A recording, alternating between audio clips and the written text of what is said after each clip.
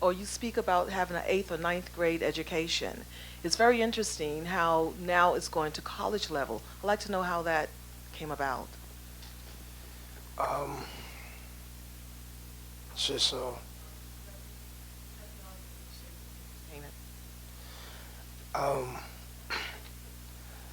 certain things in life, you can't explain. You just go with it. And I think, you know, had I stopped doing music um, years ago, there would be no completion,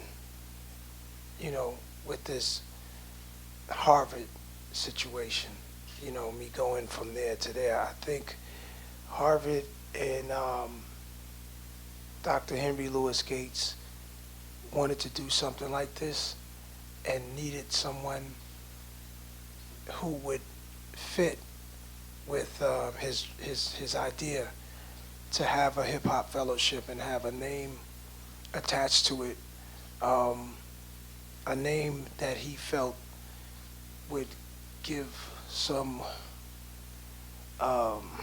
energy behind his idea to have this hip hop fellowship. And I was just honored that I fit. And to me, that is an example of how the streets, no matter where you're from, the streets, if you're from the street, you kind of feel like prestigious schools are not for you. It's not, they don't want you. They train the people that are going to eventually go out into the world and forget you. So to bring me there was saying to America, we are here and we're American, and we have to bridge the gaps between those guys out there in the streets and in the education world. Some reason they chose me, just me being at the right place at the right time, I guess. But then there's no coincidences,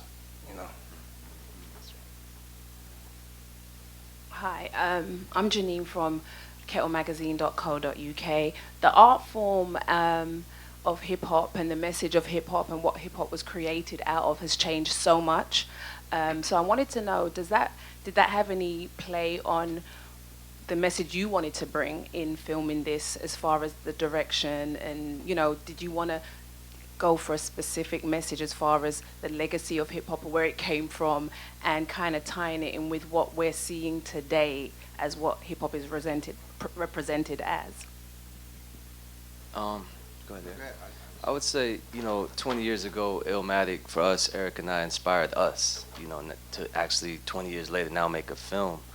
What we were hoping to do is, with our film, is inspire the next generation to document or make their stories about their community, their environment, things that affected them.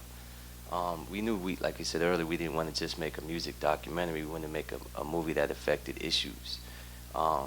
Specifically, we looked at the back of the album cover, and we looked at the song titles. New York State of Mind looked at housing in New York. We wanted to know how that affected the Jones family. We looked at Life's a Bitch and looked at the family being torn apart. We looked at One Love and looked at the prison systems.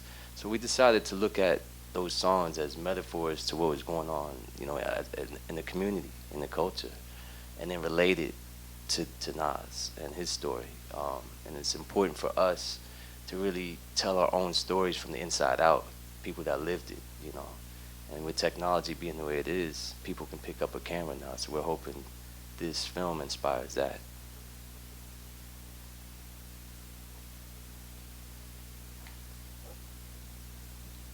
Daryl Robertson, Don Diva magazine, and looking at the conditions that created Illmatic and the situations in the neighborhoods, did you guys ever think about like going deeper, like into the politics, the housing acts that created the projects in these neighborhoods? Did that ever cross your mind in filming?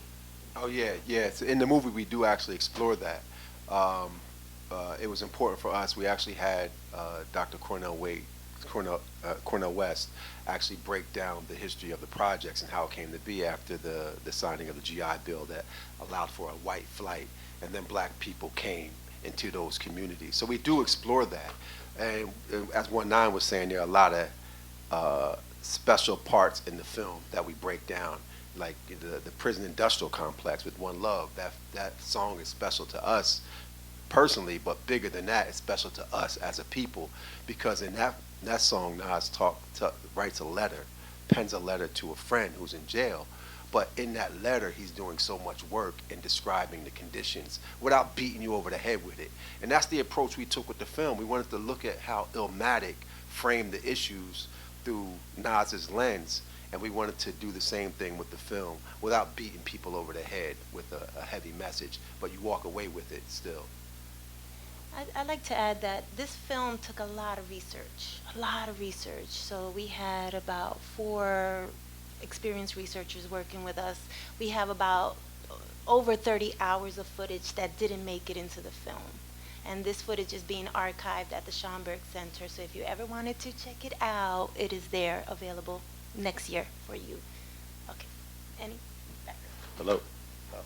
Tony Anderson, TheRoot.com. I have a 2-part question for everybody involved. You know, I got a chance to see the screening, and it was interesting because it was laughs, and then, you know, it seemed like it was laughs at a time when there weren't supposed to be laughs. You know, especially with Jungle, and he talked about the things that made him who he is today. But the audience loved the film. You know, in terms of the reaction that you guys got from viewers, was it what you were looking for and hoping for when you did the project? And specifically for Nas, you know, when Jungle saw the film, assuming he did, I want to know what his take on it was. Yeah, Jungle was the star of this thing, man. He just appreciates that these guys made the film, and he didn't really express anything but smiles, and we just happy that, you know, the story was told. You know, I'm sure, you know, it was a great chance the story would never get told. So it was just happy that it was a happy moment that we can see the story told, and we don't have to duck, you know, we don't have to, you know, feel bad. It was like it came out well, and I think the people laugh along with Jungle because they can see the outcome that we survived. So it's cool for them to see the harshness of what we had to go through, and know that we made it. He's talking to you today. He's not talking to you from behind the wall. He's not talking to you from footage from a time period and he's no longer here or I'm no longer here. We're both here to laugh about it ourselves along with the audience. So those parts are great because there's a lot of parts of the film that is kind of serious. So Jungle is is very much needed in the film because I'm sometimes not that talkative, and he lets it all out. He cuts no corners. He doesn't play. He tells you how it is. He doesn't care how you feel afterwards. He's gonna say what he feels. So yeah, we needed him there. Yeah. Hi, how are you? My name is Whitney. I'm from the ANRreport.com. I also write for RapRehab.com.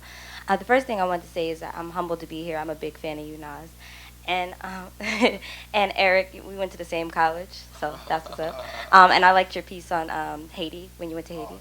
But this is for everyone on the panel. My first question, it's a 2-part question. My first question would be for Nas, I guess.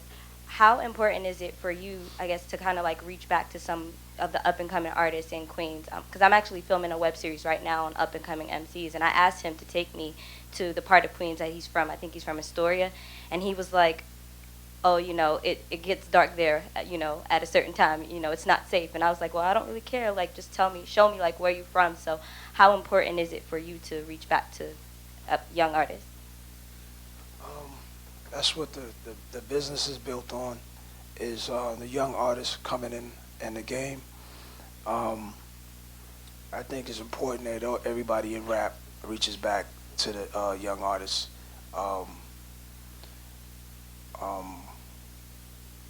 yeah, then it's up to that young artist.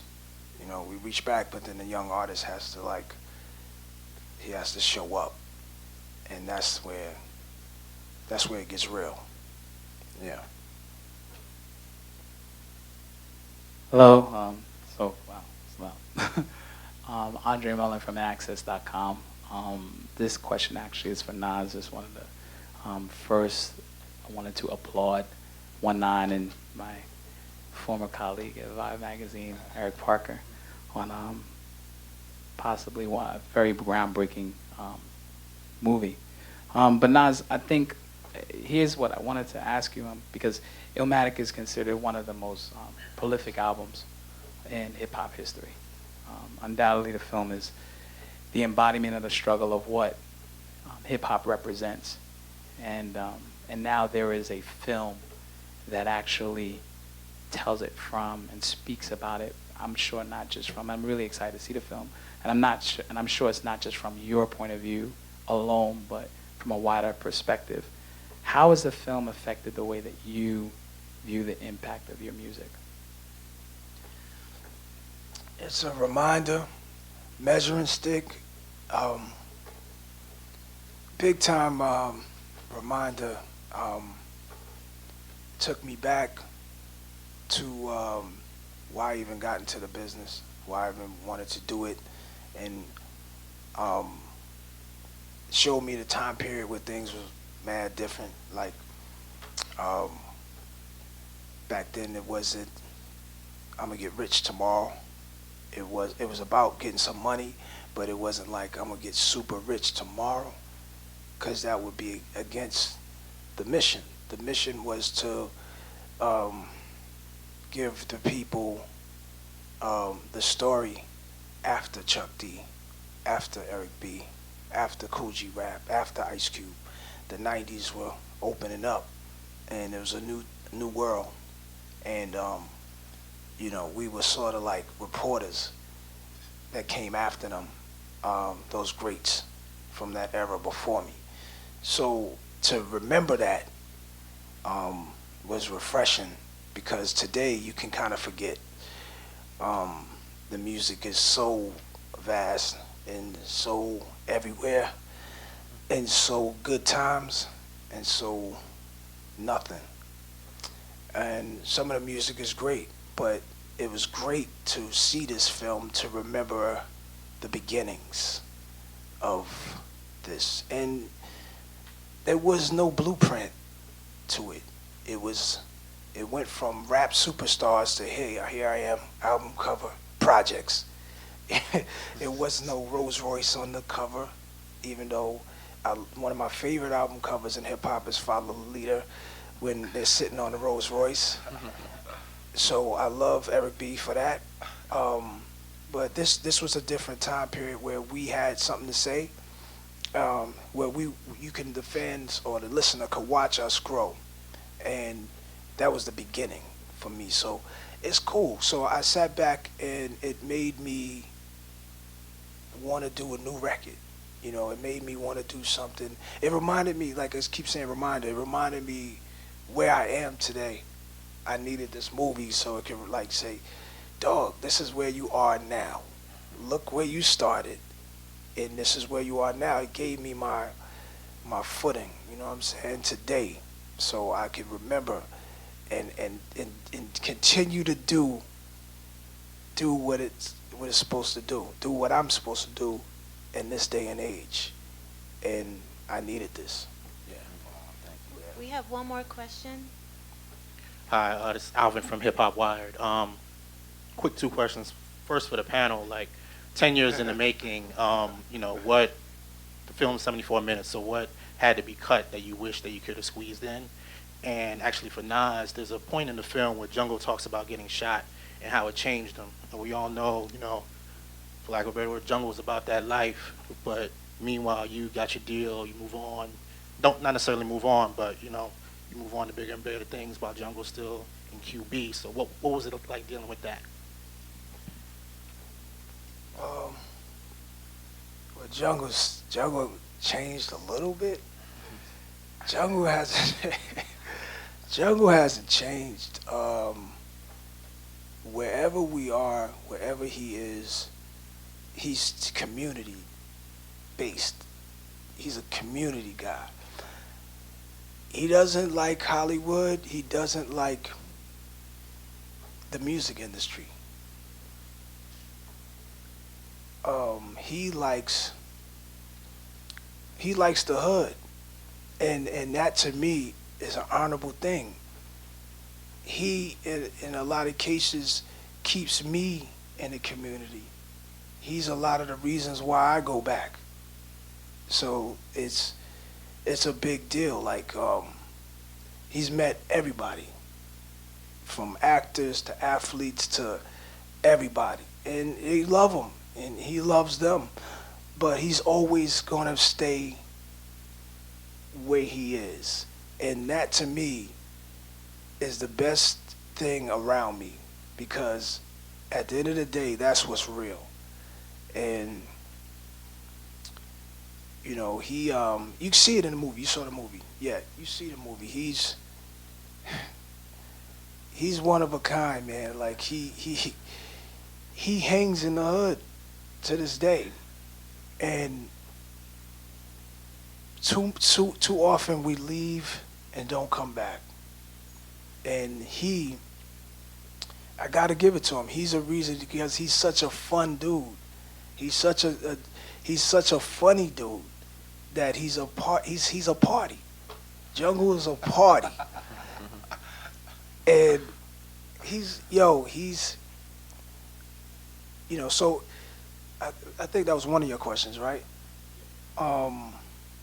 Yeah, he's a big part of the thing that played in my life. He told me to say one mic. You know, he told me a chorus for I Gave You Power, a song, I Gave You Power. So he'll sit in the studio and hate everything and start mumbling something. A few drinks, he's mumbling something, but I'm hearing it, and it winds up on the song. 5 years later, he fights me about credit. He just realizes it. And then I point out to him, I forgot to give you the credit, but you made the same amount of money that you would with the credit. So it all pans out. And he's been the one of the main guys behind the scenes. And this is the first time you just made me think of that. We talk about it amongst each other, but first time saying it, he's been a super important part throughout the whole thing, but he does not want to be in the music business. He does not want to be in Hollywood. He does not want to be a part of anything except the community. And he's like my hero for that. So, and you had another question, right? Yeah, it was the... And when you guys answer that, can you talk about the interviews, the people you interviewed? Yeah, I'd like to hear Nas's take on what you would like to have seen